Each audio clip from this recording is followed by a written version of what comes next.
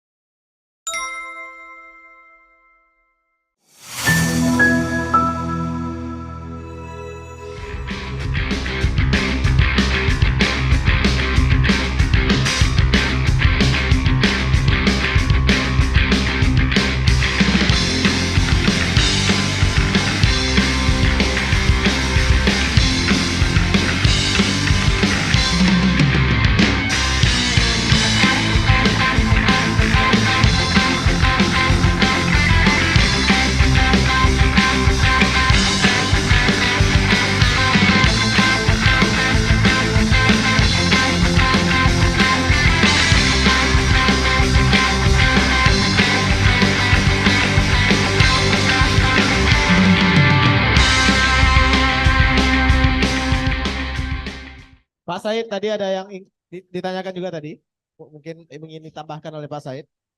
Apa bagaimana menghadapi kecurangan?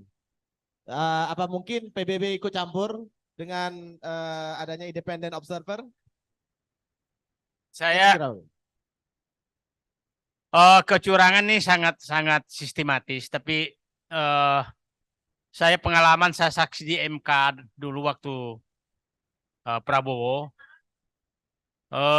Jadi saya katakan kalau selisihnya itu hanya 2% pasti kalah.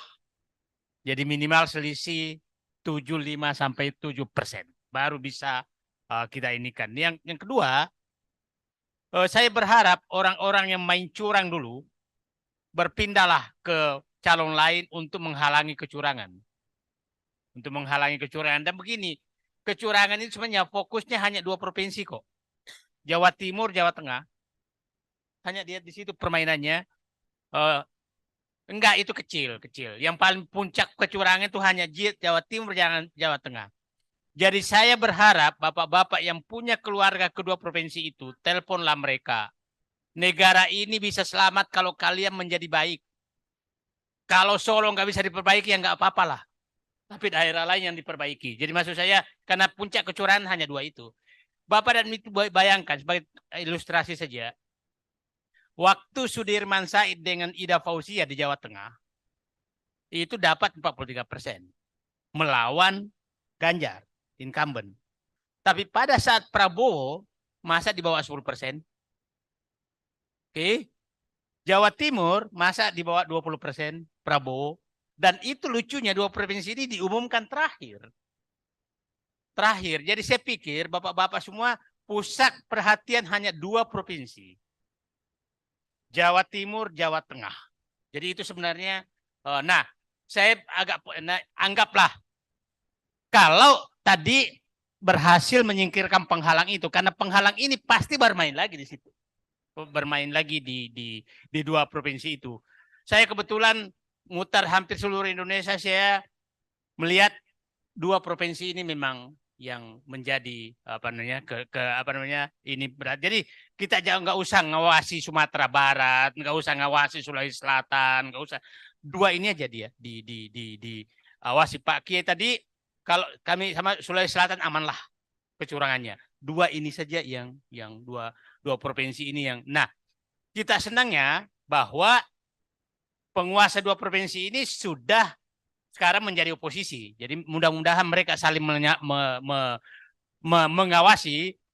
Saya lihat kelihatannya tangan Allah sudah bekerja sehingga iblis sama setan sedang berantem, maka malaikat cukup tepuk tangan saja. Terima kasih. Assalamualaikum warahmatullahi wabarakatuh.